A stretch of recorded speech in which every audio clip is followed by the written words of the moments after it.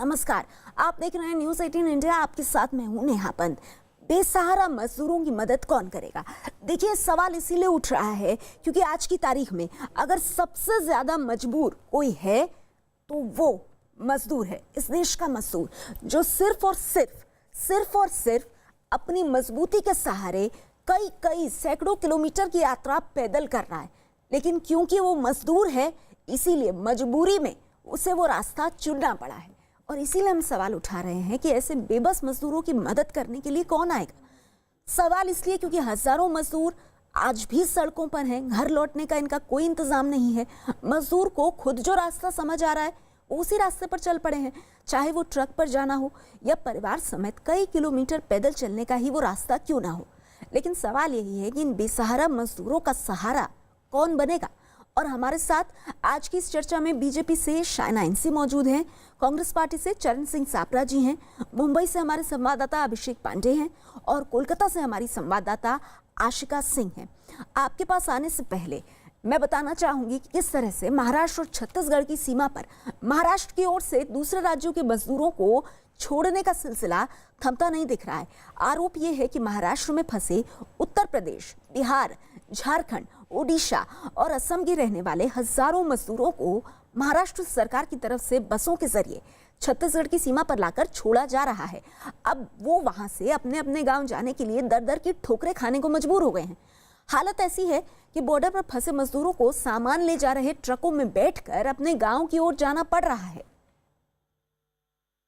मजदूरों के प्रति महाराष्ट्र सरकार का असंवेदनशील और अमानवीय रवैया अब भी लगातार बरकरार है। ये बिहार के वो मजदूर हैं जो महाराष्ट्र के वर्धा की एक कंपनी में काम करते थे और वर्धा से यहाँ छत्तीसगढ़ बॉर्डर पर इन मजदूरों को महाराष्ट्र सरकार ने बसों में लाकर छोड़ दिया। छत्तीसगढ़ बॉर्डर से ये मजदूर एक ट्रक में बैठकर राजधानी रायपुर पहुंचे हैं और यहाँ से अब बिहार कैसे जाए ये सवाल इन मजदूरों के सामने खड़ा है। कहाँ से आ रहे हैं? आ रहे हैं वर्धा जिला से। अच्छा, तो महाराष्ट्र सरकार कहाँ तक छोड़ा बस में? और महाराष्ट्र सरकार बॉर्डर तक छोड़ दिया बस में बैठा करके। हाँ, और वहाँ से फिर एक कुछ दूर घूम के आए तो उसके बाद ट्रक में बैठाया। हाँ। ट्रक से अदर में छोड़ दिया। फिर वहाँ से हम लोग पैदल इधर आए हैं। अब छत्तीसगढ़ का जो सरकार है उनसे हम निवेदन करते हैं कि हम लोग को मदद करिए और किसी तरह से हम लोग को घर छोड़िए। हमारे पास तो कोई सहारा नहीं है, नहीं हम किसी को जानते हैं, नहीं किसी को पहचानते हैं, किससे हम बात करें और कैसे जाए। ये हमारे पास कोई उपाय नहीं है और हम क्या कर सकते हैं। आपसे यही निवेदन है और क्या कहें हम। महाराष्ट्र सरकार आपको जो है अधर में छोड़ दिया, आधे में लटका दिया। महाराष्ट्र सरकार जो है मेरे को यहाँ पे लाके छोड़ दिया। उसके बाद कहाँ जाना है, कोई जाना है, ये सब कुछ नहीं हुआ। और बोला बस बिहार तक, बस बिहार के लिए कुछ भी नहीं है। काम महाराष्ट्र में करते थे तो महाराष्ट्र सरकार कोई अपनी जिम्मेदारी नहीं निभाई। नहीं, जिम्मेदारी नहीं निभाए, एक ट्रक वाला नहीं निभाया। महाराष्ट्र सरकार हमको कोई जिम्मेवारी नहीं लिए। चरण सिंह सापरा जी, आपने सुना, ये मजदूर जो हैं ये आरोप लगा रहे हैं कि महाराष्ट्र की सरकार ने इन्हें बसों में भरा, छत्तीसगढ़ की सीमा पर छोड़ गए और अब ये कह रहे हैं कि हम क्या करें, कहां जाएं। देखिए, मैं आपको ये कहना चाहूंगा कि हमारा मजदूर जो है वो मजबूत है, इसीलिए वो मजबूर है। देखिए, ये जरा एको आ रहा है, एको क्लियर करा देंगे जी। ये जो कुछ भी हम सारे देश के अंदर दृश्य देख रहे हैं ये हमारे सिस्टम पर तमाचा है। मैं आपके चैनल के जरिए से सारी राज्य की सरकारें और केंद्र सरकार को यह निवेदन करना चाहूंगा कि आपने पिछले 50 दिन में केंद्र सरकार ने एक नेशनल माइग्रेशन पॉलिसी बनानी चाहिए थी, जिसके तहत सभी राज्य यानी एक फ्रेमवर्क बन जाता कि इस राज्य को वहां तक बस छोड़नी है और दूसरे राज्य को आगे से ले जाना है। पहले तो हमारी विफलता ये रही कि हम नेशनल माइग्रेशन पॉलिसी नहीं बना सके 50 दिन के लॉकडाउन में और मजदूरों को हमने सड़कों पर छोड़ दिया है। ये मजदूर जो है ये मजबूर है, ये सब लोग जानते हैं और ये हमारे सिस्टम पे तमाचा है। लेकिन महाराष्ट्र सरकार ने 54 करोड़ सापरा साहब, पूरा कर लूं एक नहीं आप पूरा कर लीजिए, आप पूरा कर लीजिए। देखिए, आप लोग पूरा करके ही जाएंगे, लेकिन मजदूर जिसकी जिंदगी छोटी होती जा रही है इस तरह से चल के, उसके लिए दिक्कत हो रही है ना। सापरा साहब, ये मजदूर ये आरोप लगा रहे हैं कि उन्हें बसों में बिठाने से पहले ये कहा गया था कि उन्हें उनके गृह राज्य की सीमा पर छोड़ा जाएगा। तो अगर ऐसा नहीं हो सकता तो उनसे झूठा वादा क्यों किया गया? नहीं, नहीं नेहा जी आपको इंफॉर्मेशन जो है वो पूरी नहीं है। ये महाराष्ट्र राज्य की बसें जो है ये वॉलंटरी, ये डिसीजन हुआ 5 दिन पहले। ये मैं नहीं कह रही हूँ साहब, ना तो मैं महाराष्ट्र में रहती हूँ और भगवान की दया से अभी इतने बुरे हालात मेरे नहीं है कि मुझे पैदल चल के सैकड़ों किलोमीटर जाना पड़े। ये तो प्रवासी मजदूर कह रहे हैं सर। आपके सामने टेलीविजन स्क्रीन पर तस्वीरें देखिए, ट्रकों पर चढ़ रहे हैं वो लोग। ये नेहापन नहीं कह रही है। मैं तो चाहती हूँ कि मुझे ये ना कहना पड़े कि वो ट्रकों पे चढ़ रहे हैं, कि वो बॉर्डर पे छोड़ दिए गए हैं। आप मेरी बात पूरी होने देंगी कि नहीं? बात पूरी कीजिए, पर ये मत कहिए जानकारी नहीं है। ये जानकारी मैं हवा में नहीं बना कर लाई हूँ सापरा साहब। ये तस्वीरें सामने है। लड़िए मत सापरा साहब।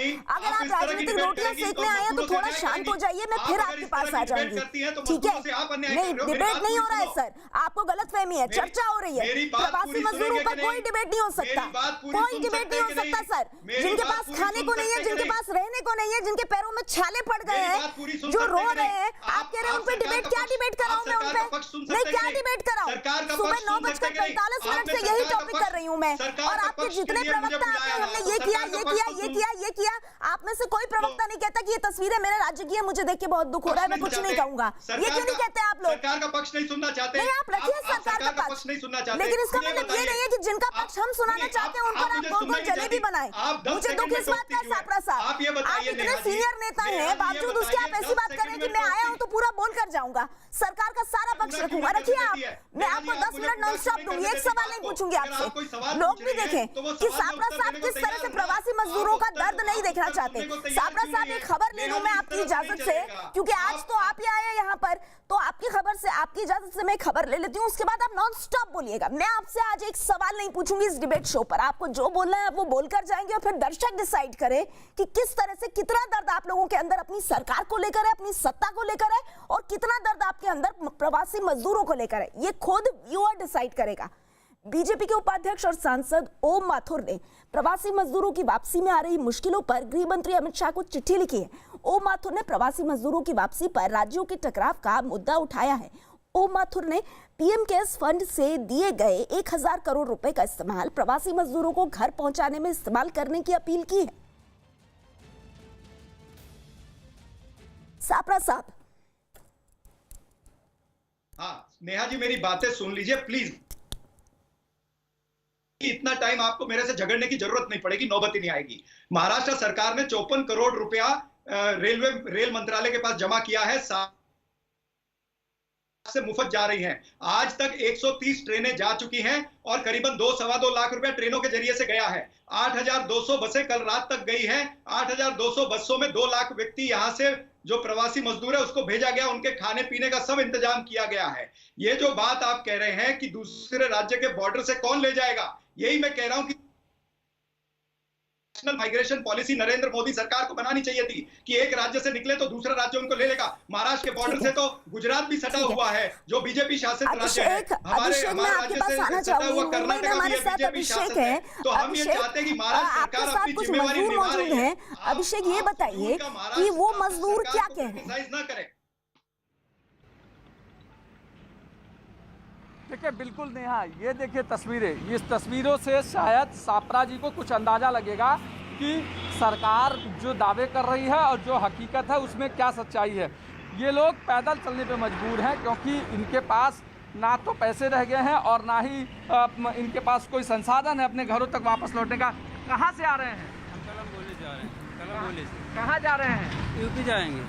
ऐसे पैदल जाएंगे? पैदल जाएंगे, नहीं कोई साधन है, क्या करेंगे? ये बच्चा भी साथ में है, आपके बैग खींच रहा है, तो क्या करेंगे? बच्चे छोड़ के नहीं जा सकते इस तरीके से। और कितने लोग इस तरफ लाइनों में? हमारे साथ में कम से कम 15 जन हैं। ये देखिए मतलब जिस तरीके से नेहा लोग तमाम दावे कर रहे हैं, खास करके पॉलिटिकल पार्टी के लोग, हमेशा सरकार की अच्छाइयाँ गिनाई जा रही हैं, लेकिन इन तस्वीरों से आप अंदाजा लग सकता है कि ये पूरी की पूरी रोड आपको हर कदम पर मजदूर दिखाई पड़ेंगे जो पैदल की तरफ निकले, पैदल से निकले हैं और अपने घरों के जो कुछ आगे इनको बंदोबस्त मिलता है उसमें खासकर ट्रकें होती हैं, जिन तो ट्रकों में अभिषेक, ये जो तस्वीरें आप हमने सुबह पहले से दिखाई हम तक पहुंचा रहे हैं और वाकई में ये तस्वीरें जो हैं ये बहुत पीड़ा देने वाली हैं। लेकिन ये तस्वीरें सब महाराष्ट्र की नहीं हैं। दिल्ली से इलाहाबाद जाने के लिए पूरा परिवार स्कूटर पर जाता दिखा। स्कूटर पर पति पत्नी और 2 बच्चे हैं। इसके अलावा साइकिल पर पीछे एक और शख्स है जो इनके परिवार का सदस्य है। तौलिए से साइकिल वाले ने पकड़ा हुआ है और स्कूटर पर बैठी महिला तौलिए को पीछे से पकड़े हुए है। तस्वीरें देखिए आप।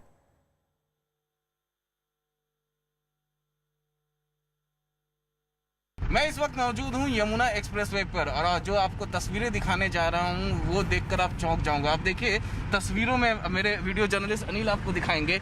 ये बाइक पर सवार एक पूरा परिवार है। सामने पति है, बीच में उनके 2 बच्चे, पीछे पत्नी, और जो शख्स साइकिल पे है हाथ में आप देख सकते हैं जो पत्नी है इनकी, और जो शख्स साइकिल में है उन्होंने तौलिए से एक पकड़ा हुआ है और स्कूटी के सहायता से ये इस तरीके से जा रहे हैं। इनको जाना कहाँ है आप जानिए। इनको जाना है इलाहाबाद। तकरीबन यहाँ से 800 किलोमीटर की दूरी है इलाहाबाद, और उनका कहना है कि वो इसी तरीके से ही जाएंगे। ये स्कूटी ड्राइव करते रहेंगी। उनकी जो पत्नी है वो उनके छोटे भाई का इस तरीके से तौलिए पर साइकिल से पकड़े रहेंगे ताकि साइकिल भी इसी गति से चलता रहे और इसी गति से। जरा मैं अपने ड्राइवर से बोलूँगा थोड़ा पास लेकर आए, इनसे हम बात करने की कोशिश करते हैं। हालांकि और थोड़ा सा पास ले। ये बताइए कहाँ तक जाना है आपको? इलाहाबाद जाएंगे, ऐसे ही जाना है आपको? कब तक ये तौलिया पकड़ेंगे हाथ से? दिखेगा नहीं? दिखेगा तो सुलटा लेंगे। अच्छा दिखेगा तो सुलटा लेंगे। तो आप देख रहे हैं किस तरीके से है कि ये लोग इसी तरीके से जा रहे हैं। क्या करते हैं आप लोग यहाँ पे? क्या करते थे? हाँ? क्या करते थे आप यहाँ पे? प्राइवेट जॉब करते थे। Private job. तो अभी क्या ऑफिस बंद हो गया है? घर में थोड़ा दिक्कत है इसलिए जा रहे हैं। हाँ? घर में कोई बीमार है इसलिए जा रहे हैं। घर में कोई बीमार है, तो घर में कोई इनके बीमार है इसलिए ये लोग इस तरीके से यहाँ पर जा रहे हैं। एक साइकिल में, जो साइकिल में पीछे है, ये कौन है आपके? भाई हैं। तो ये इनके छोटे भाई हैं। ये बड़े भाई स्कूटी चला रहे हैं और बड़े भाई का जो पूरा परिवार है वो स्कूटी पर बैठा हुआ है। छोटा भाई इस तरीके से साइकिल पे जा रहा है। तो ये तस्वीरें चौंका देने वाली है। ये यमुना एक्सप्रेसवे की तस्वीरें हैं और इस तरीके से लॉकडाउन में लोग अपने घर जा रहे हैं। इन लोगों का साफ साफ कहना है कि इनके घर पे कोई बीमार है, इनका घर जाना बहुत ज़रूरी है। इलाहाबाद जाना है, दिल्ली में रहते थे। दिल्ली से इलाहाबाद की दूरी भी 700 किलोमीटर के आसपास है और ये लोग इसी तरीके से जाएंगे। और जब इनका हाथ दुखेगा, उस महिला की हाथ दुखेगी जो तौलिया से अपने देवर के साइकिल को पकड़े हुए हैं, तो वो कहीं रुकेंगे, आराम करेंगे, फिर अपने इलाहाबाद के लिए निकल जाएंगे। वीडियो जर्नलिस्ट अनिल के साथ अमित कुमार सिंह, न्यूज़ 18 इंडिया, दिल्ली। तो वाकई में हैरान करने वाली तस्वीरें सामने आ रही हैं। शहना, इनसे आपकी प्रतिक्रिया चाहूंगी। हर तरफ लोग परेशान हैं। सबसे पहले तो नेहा जी, ये चर्चा है, ये कोई विवाद नहीं है और मैं ये डिबेट के रूप में नहीं देखती हूँ। संवेदनशीलता के साथ हमें समस्या का समाधान करना पड़ेगा और समस्या का हल क्या है वो बताना पड़ेगा। सापरा जी हमारे मित्र हैं, वो अपनी पक्ष रख सकते हैं, लेकिन मैं पूछना चाहती हूँ कि महाराष्ट्र की जो रीड थी वो हमेशा हमारे माइग्रेंट वर्कर्स जो बिहार, यूपी, छत्तीसगढ़, झारखंड से आते थे। उन्होंने बताया प्रदेश सरकार को उनकी जो दिक्कत हो रही है, खाना पीना नहीं मिल रहा है, रहने की जगह नहीं मिल रही है, और उन्होंने विनती की कि हम हमारे प्रदेश जाना चाहते हैं। ये उद्धव ठाकरे जी ने कहा कि हम आपको भेजेंगे। क्या उन्होंने कहा कि हम बीच रास्ते आपको छोड़ देंगे? कोई भी माइग्रेंट लेबर हाँ बोलते क्या? जिनके पास छोटे बच्चे हैं, जो बुजुर्ग हैं, जो बिना चप्पल चल रहे हैं, और हम सब जानते हैं कि धूप कितना है, वहां आप महाराष्ट्र सरकार क्या करते हैं? सिर्फ जानवर के जैसे उनको बस में ढकेलते हैं और भेजते हैं। आपका जो समझ सवाल लीजिए है, किसी को उत्तर प्रदेश जाना है, क्या आपका फर्ज है सिर्फ महाराष्ट्र के बाहर उनको भेज दें? बंगाल का भी रुख करना चाहती हूँ क्योंकि ये तस्वीर पूरे देश भर से आ रही है। तो आशिका, मैं आपके पास आती हूँ। आप कोलकाता में हैं। बंगाल में प्रवासी मजदूरों को लेकर किस तरह की स्थिति है?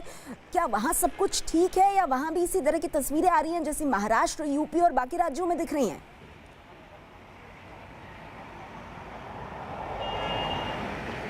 तस्वीरें बोलती हैं। मैं आपको सबसे पहले तस्वीर दिखा दूं। पेड़ के नीचे छांव में आराम कर रहे हैं, झोला टांगे हुए। ये इनसे बात करते हैं। ये एक प्रवासी मजदूर है। आप कहाँ से कहाँ जा रहे हैं?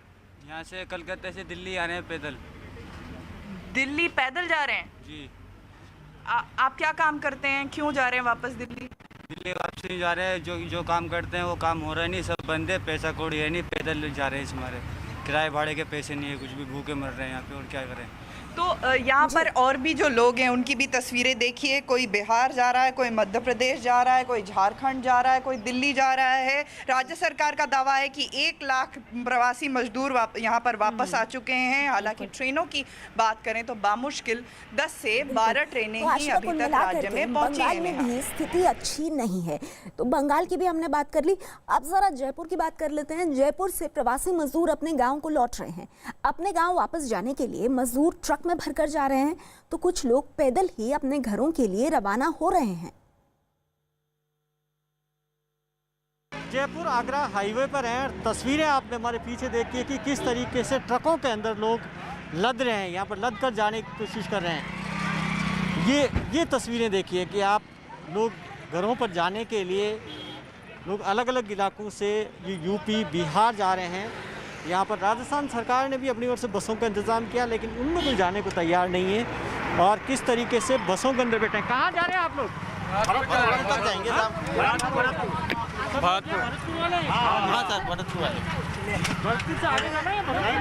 तक ही जाना है। कहाँ जाएंगे आप? हम लोग बिहार जाएंगे साहब। बिहार? हाँ जी। तो आपके ट्रक बिहार छोड़ेगा? हाँ जी। बिहार छोड़ेगा क्या ट्रक? ये बिहार नहीं ले जाएगा। ये कहाँ छोड़ेगा? ये छोड़ेगा यहाँ अपने यूपी बॉर्डर पे। UP border. फिर वहाँ से? हाँ जी। फिर वहाँ से किसमें जाएंगे? वहाँ से फिर पैदल जाएंगे, कहीं से और व्यवस्था करें। क्या करें बताइए? कहाँ से आप लोग? जयपुर से आए हैं। हाँ जी। ये तस्वीरें देखिए कि किस तरीके से संख्या गिनना मुश्किल है। 100 से ज़्यादा लोग होंगे ट्रक के अंदर। और अब ये यहाँ से यूपी बॉर्डर यानी कि भरतपुर से आगे तक जाएंगे, वहाँ पर इनको छोड़ दिया जाएगा। ट्रक छोड़ देगा, फिर उसके बाद में किसी और ट्रक से या पैदल ये लोग जाएंगे, बिहार जाएंगे। कैमरा पर्सन मनीष के साथ वानिश सिंह, जयपुर, न्यूज़ 18 इंडिया। सापरा जी, आपका रिएक्शन? नेहा जी, मुझे आप 1.5 मिनट दीजिए, बिना टोके मैं आपको सारी बातें समझा देता हूं कि ये आज परिस्थिति आई क्यों। एक तो अनियोजित लॉकडाउन हुआ 24 मार्च को। 4 घंटे के अंदर देश को पूरी तरह से बंद कर दिया गया। फिर धनपतियों के लिए तक आती रही मुफ्त में, लेकिन इन मजदूरों के लिए 36 दिन तक सरकार ने कोई प्लानिंग नहीं की। ट्रेन चालू हुई और ये मजदूर बाहर निकलने लगे हैं। मेरा ये कहना है कि 5 ट्रिलियन की इकोनॉमी का वादा करने वाले लोग 68,000 करोड़ रुपया धनपतियों का ये राइट ऑफ कर सकते हैं, लेकिन मजदूरों को कहते हैं कि टिकट के पैसे देकर के ट्रेन में जाइए। मैं दूसरी बात ये कहना चाहता हूं, महाराष्ट्र सरकार का ये एकदम कॉशियस निर्णय है कि इनको मजदूरों को छोड़ना है। मैंने अभी पता किया, जो छत्तीसगढ़ की बात आपने बताई वो बस ही छत्तीसगढ़ तक जाने वाली थी। अब छत्तीसगढ़ की बस में कोई परिवार उत्तर प्रदेश वाला बैठ गया तो उसको उतारा नहीं गया होगा, लेकिन छत्तीसगढ़ में पहुंचने के बाद बेचारा वो परेशान हो गया। और जिस तरह से आपने अभी, वैसे मैं बता दूं सापरा साहब, आपको सवाल तो मैं आपसे कोई नहीं पूछूंगी, मैंने प्रॉमिस किया है तो मैं आपसे कोई सवाल नहीं पूछूंगी। आप पूरी तरह से फ्री हैं अपनी सरकार की तारीफ करने के लिए, लेकिन अगर बात को सुनते तो मैं आपको बताती कि किसी सरकार को पॉइंट आउट करने की बात नहीं थी सापरा साहब। छत्तीसगढ़ सरकार, जो लोग वहां पर फंसे मजदूर जिनको महाराष्ट्र की सरकार बड़ी बेदर्दी से वहां छोड़ गई है ना, छत्तीसगढ़ की सरकार उनका इंतजाम कर रही है, उनके घर जाने का, उनके बसों का। और छत्तीसगढ़ में आप लोगों की सरकार है, तो ये किसी पार्टी को टारगेट करने की बात नहीं है, ये मजदूरों की बात है। लेकिन खैर कोई बात नहीं, आप लोग जनता के प्रतिनिधि हैं और यही वक्त है कि जनता आप लोगों को देखे, सुने कि आप लोग कैसे सवालों को घुमाते हैं। ठीक है शायना जी, आपकी प्रतिक्रिया मैं जानना चाहूंगी। सापरा साहब आपने बोल लिया, मैंने तो आपसे सवाल भी नहीं पूछा तो आप ही बोले, मैंने क्या बोला। शायना जी, जो सापरा साहब कह रहे हैं कि ये सब केंद्र की गलती है, आपने ना कोई पॉलिसी बनाई ना आपने कुछ किया, तो अब ये सब भुगतना पड़ रहा है। मैं सिर्फ एक सवाल पूछना चाहती हूँ, क्या आपने माइग्रेंट लेबर को कहा कि आप सिर्फ महाराष्ट्र के बाहर उनको छोड़ेंगे, या आपने वादा दिया कि हम आपको बस में बिठा के आपके प्रदेश तक पहुंचा देंगे? अब जो आपका इंटरस्टेट कोऑर्डिनेशन होता ही नहीं, तो उद्धव ठाकरे जी मुख्यमंत्री को देखना चाहिए कि जब वो माइग्रेंट लेबर को बाहर भेज रहे हैं तो कहाँ भेज रहे हैं। ये कोई जानवर नहीं है जहां आप दिन दहाड़े बीच रास्ते में ऐसे छोड़ के आए और फिर कहें कि सोशल डिस्टेंसिंग के नॉर्म्स भी हमने नहीं अध्ययन किए। चलिए, आप लोगों ने अपनी बात कही। नहीं इस वक्त जयपुर से भी एक खास रिपोर्ट आ रही है प्रवासी मजदूरों को लेकर, वो देखते हैं।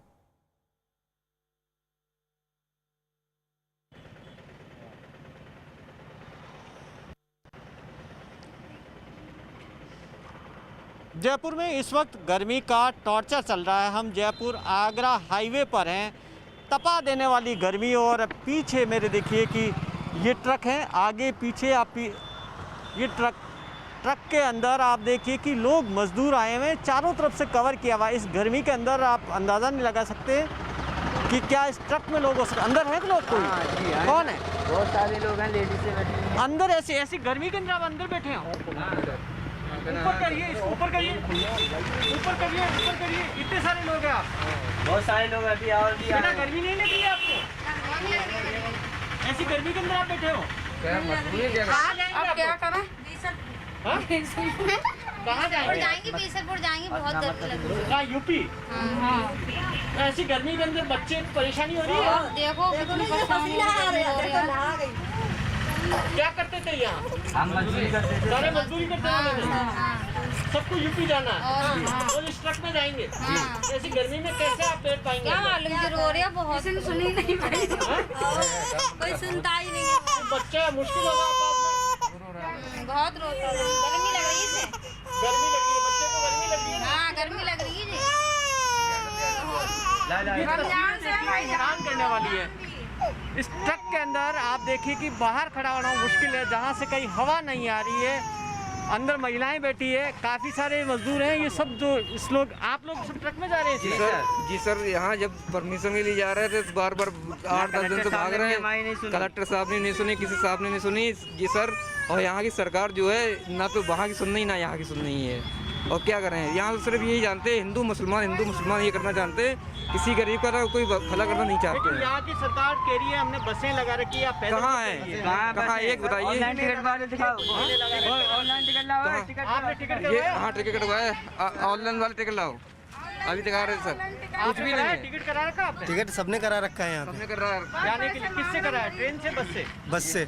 ये सर हमने ये पास भी बनवाए थे सर, बाद में हमें ये भी नहीं मिले जाने के लिए। ये देखिए पास भी बनवाए थे, हमें कलेक्टर साहब ने धक्के देके बाहर से निकाल दिया मुझे वहाँ से। नहीं, लेकिन आगे शेल्टर होम में वो कह रहे हैं आ जाइए। कुछ भी नहीं हो रही है, ऑनलाइन टिकट हो रहे हैं। वो तो ऐसी एक आध जा रही बसें, बाकी कुछ भी नहीं हो रहा है। हम लोग इतने सारे ये देखो ऑनलाइन वाले टिकट देखिए, ये देखिए ऑनलाइन टिकट है सर। ये छोटे छोटे बच्चे ये किससे लिए? ट्रेन का है? हाँ, ट्रेन नहीं, बस का है। ऑनलाइन टिकट जो हो रहे हैं वो ये छोटे छोटे बच्चे मासूम बच्चे इनके ये तो रजिस्ट्रेशन के हैं। जी सर, किया जा रहा है आपका वो वाला? कब कराए? कौन सी तारीख? ये 8 तारीख। आज एक 15-20 दिन होने जा रहे हैं। 10 दिन होने जा रहे हैं सर। 15-20 दिन होने जा रहे हैं। ऐसा तो नहीं लग रहा आपको कि जांच वाँच से आपको लगता है कि सरकार ले जाएगी? नहीं, जांच हम करवाने के लिए राजी थे, हम जांच करवा रहे हैं। हमारा बीमारी नहीं लगा रही है, आप तो अभी हमारी जांच करिए, हमें कोई टेंशन नहीं है। नहीं, जांच से हमें कोई डर नहीं लग रहा है, हमें कोई वो नहीं है। आपने गाँव जाके जाँच करवाएंगे, क्योंकि ये चीज़ बुरी है। ये धर्म मजहब नहीं देखती है, ये कुछ भी नहीं देखती है। ये जांच करवाना पड़ेगी, तो कराएंगे जाके, क्योंकि इससे गरीबों को सुनता है। अब ये देखिए कि लोग यहाँ पर इस वक्त खाना देने आ रहे हैं, वो इनको इस वक्त अब खाना ये दिया जा रहा है, पानी और खाना, क्योंकि लोग बांटने वाले काफ़ी हाईवे पे मिल जाते हैं। और ये इनके लिए इस वक्त पानी और खाने का इंतज़ाम हो रहा है, ये व्यवस्थाएं हो रही है। लेकिन सबसे जो मुश्किल स्थिति है वो ये है कि ऐसे ट्रकों के अंदर सांस लेना काफ़ी मुश्किल होता है। वो इस गर्मी के अंदर 42 डिग्री से ऊपर टेम्परेचर है, उसके अंदर इस तरीके से लग कर यूपी जा रहे हैं। कैमरा पर्सन मनीष के साथ भवानी सिंह, जयपुर, न्यूज़ 18 इंडिया। सापरा जी, जयपुर की तस्वीरें आपने देखी, यहाँ भी मजदूर परेशान हैं। देखिए नेहा जी, मैंने इसीलिए सबसे पहले कहा कि आत्मनिर्भरता का केवल नारा लगाने से कुछ नहीं होगा। आत्मनिर्भरता का नारा लगाने वाली सरकार को एक गाइडलाइन नेशनल माइग्रेशन पॉलिसी बनानी पड़ेगी। और मैं ये आज आपके चैनल के से ये बात करना चाहता हूं कि क्यों नहीं नरेंद्र मोदी सरकार आज ये फतवा निकाल दे, एक ऑर्डर निकाल दे कि सारी राज्य की सरकार और केंद्र सरकार की जितनी ट्रांसपोर्ट फैसिलिटी है, फिर वो चाहे रेल है, ठीक है सर, आपका कनेक्शन बीच में कट रहा है। शायना, मैं चाहूंगी इस पे क्विक रिएक्शन आपका, और इसी पे जवाब दीजिएगा प्लीज। नेशनल माइग्रेशन पॉलिसी हम कोऑपरेट करने के लिए तैयार है। शायना, देखिए इन लोग ने क्या किया था, और मैं आपको बताऊं, जलगांव में हो, नागपुर में हो, पुणे में, अलग अलग जिलों में जहां माइग्रेंट लेबर है, वहां उनको कहा गया कि हम आपको आपके प्रदेश छोड़ेंगे। फिर उनको ऐसे बस में बिठाना जहां सोशल डिस्टेंसिंग के नॉर्म्स मेंटेन ही नहीं किया, उनके प्रदेश के साथ इंटरस्टेट डायलॉग हुआ ही नहीं, और फिर उनको वहां बीच रास्ते ऐसे छोड़ना। मुझे बताओ, छोटे छोटे बच्चे, और जैसे हम सब जानते हैं कि इनकी परिस्थिति क्या है, तो जो आपकी एक नैतिक जिम्मेदारी नहीं बनती है। और सच्चाई ये है कि जो आपने 50 दिन उनको रुकवाया, 2-5 दिन और रुकाते, लेकिन उनको उनके घर पहुंचाते, तो आप सही काम करते। सरकार, शासन, प्रशासन हमेशा ये गोल मटोल जवाब देना कि देखिए आपने नरेंद्र मोदी की सरकार इस तरह का आदेश निकालेगी या नहीं। शाम तक एक मिनट अभिषेक मैं आपके पास आना चाहूंगी। और अभिषेक देखिए, आप वैसे तो महाराष्ट्र में हैं, लेकिन मैं जरा ओवरऑल आपसे व्यू लेना चाहती हूँ, क्योंकि मजदूर हर जगह का परेशान है। बात जयपुर की करो, बात उत्तर प्रदेश की करो, बात महाराष्ट्र की करो, राजनीतिक पार्टियां अपने अपने फायदे की बात देख ही लेती हैं। पर आप एक मजदूर के नजरिए से बताइए, क्या मजदूर को लग रहा है आज की तारीख में कि कोई पार्टी, कोई नेता उनके साथ खड़ा है? देखिए नेहा, सबसे बड़ी बात यह है कि मजदूर ही मजबूर है, इसके अलावा कोई मजबूर नहीं है। कोई राजनीतिक पार्टियां मजबूर नहीं है, कोई चीज़ें। ये तस्वीरें अगर आपको दिखाई पड़ेंगी इन बच्चों की, जिनकी जो स्कूल का बैग नहीं उठा सकते, वो इतने बड़े बड़े बैग उठाकर जा रहे हैं। मतलब ये तस्वीरों के बाद अगर कोई राजनीतिक पार्टियों के भीतर अगर संवेदना होती, ये अकेले मुंबई महाराष्ट्र की बात नहीं है, पूरे देश भर की इस तरीके की तस्वीरें हैं। और खास करके सरकारें एक दूसरे के ऊपर आरोप प्रत्यारोप करती है, लेकिन जिस इंटर स्टेट के रिलेशन की बात कही जा रही है, जिस एक राज्य से दूसरे राज्य के बीच बातचीत की बात, आखिर लूप होल्स कहाँ है? अगर मुख्यमंत्री या सरकार, उस पर सबसे बड़ा सवाल उठता है। देखिए, इस बीच महाराष्ट्र के पूर्व सीएम और कांग्रेस नेता पृथ्वीराज चव्हाण को देश के धार्मिक ट्रस्टों के पास रखा सोना उधार लेने की नसीहत पर सफाई देनी पड़ी। पृथ्वीराज चव्हाण ने 2 दिन पहले एक ट्वीट के जरिए सरकार को कोरोना संकट से निपटने के लिए धार्मिक ट्रस्टों के पास रखा सोना उधार में लेने की सलाह दी थी, जिस पर बीजेपी और हिंदू संगठनों ने उन्हें निशाने पर ले लिया है।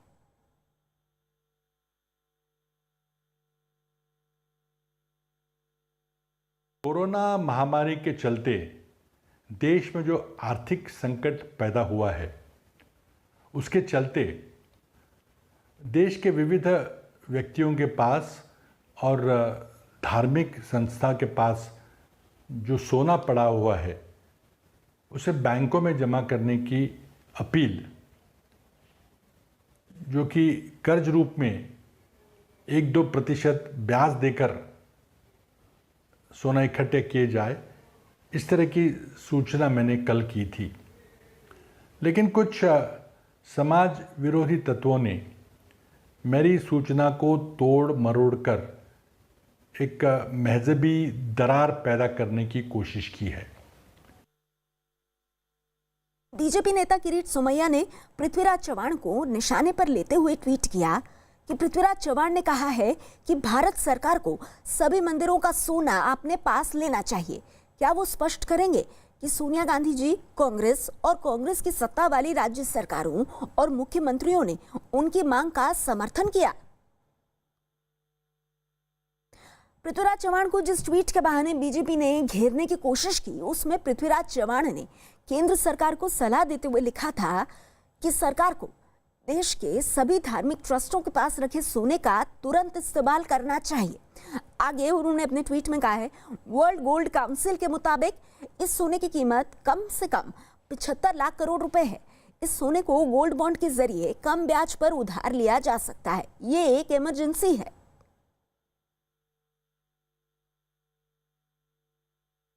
महाराष्ट्र के पूर्व सीएम ने कहा है कि मंदिरों का जो सोना है वो सरकार ने ले लेना चाहिए, जब्त कर लेना चाहिए। ये कोई छोटी बात नहीं है। इन्होंने पूरी की पूरी हिंदू विरासत को, हिंदू परंपरा को गाली दी है। इन्होंने इन्हें समझ में नहीं आ रहा है कि क्या कह रहे हैं। लेकिन देश की जनता इनकी मानसिकता समझती है कि जिस प्रकार से रेड्डी ने किया है, मंदिरों का पैसा वहां पर मौलवी और चर्च के पादरियों को वेतन देने का काम वो कर रहे हैं, इसी मानसिकता में कांग्रेस जी रही है। मुंबई से अभिषेक पांडे हमारे साथ हैं। अभिषेक, अब इस नए विवाद को कैसे देखा जाए? देखिए, नए विवाद में दो चीज़ें सामने आती है नेहा। पहला तो ये है कि महाराष्ट्र में जितने भी बड़े ट्रस्ट हैं, जितने भी बड़े मंदिर हैं, चाहे सिद्धिविनायक ट्रस्ट की बात की जाए, शिरडी देवस्थान ट्रस्ट की बात की जाए या दूसरे ट्रस्ट हो, सबने सीएम राहत निधि में 5 से 10 करोड़ रुपए हर मंदिरों ने डोनेट किया है ताकि इस कोरोना महामारी के दौरान बचा जा सके। दूसरी महत्वपूर्ण चीज़ है जो पृथ्वीराज चौहान कह रहे हैं, सारे गोल्ड को सरकार अपने कब्जे में। इस समय लोगों के पास खाने के लिए खाना नहीं है, पीने के लिए पानी नहीं है, राज्य सरकार ये व्यवस्था नहीं कर पा रही है। और इसीलिए अभिषेक कहीं ना कहीं पृथ्वीराज चौहान को अब इस पूरे मुद्दे पर अपनी सफाई भी देनी पड़ी है। बढ़ते हैं आगे। बीजेपी सांसद अर्जुन सिंह ने बंगाल के राज्यपाल को चिट्ठी लिखी है जिसमें उन्होंने आरोप लगाया है कि बंगाल की सरकार उनके और उनके परिवार की हत्या करना चाहती है।